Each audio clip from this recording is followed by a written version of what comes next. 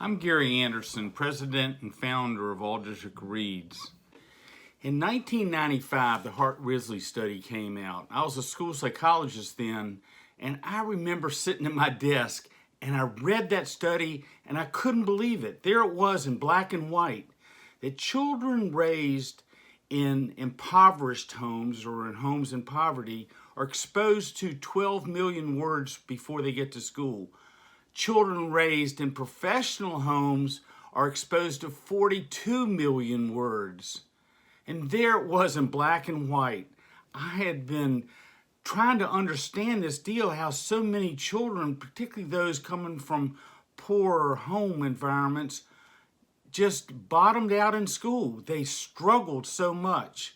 They didn't have the exposure and the opportunity.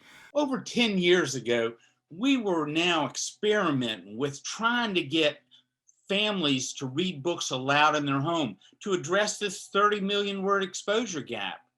We came up with the idea, what happens if we got one book for the whole school and every parent had their own copy of the book? And then they started on a certain date and every child would be listening to the same chapter, every family in the school. And it was wonderful. The children loved it. They talked between grade levels. The first grader talked with the fourth grader because they were listening to the same book. They enjoyed a book together. It was dynamite, but it really didn't achieve our whole purpose until Bentonville, Arkansas. Then Lisa St. John's got all the principals to join her. So the whole district, all the elementary schools in the district did Charlotte's Web. Over 6,000 families. It was so powerful. The kids loved it. Their cousins that went to a different school in Bentonville, they talked about it when they got together as a family on Sunday. It was dynamite. To understand the impact, listen to Callie. Me and my family enjoyed reading The World According to Humphrey by Betty G. Burney. Even though Sarah is in middle school and Zenda is in high school, they still read it with me. Last night was the last chapter and my whole family was excited to find out what would happen. After we read, we talked about how we all had connections to some of the characters. I loved reading with my whole family because we never do anything together anymore. This has impacted many families and many communities, but one community in particular is over here in Hampton.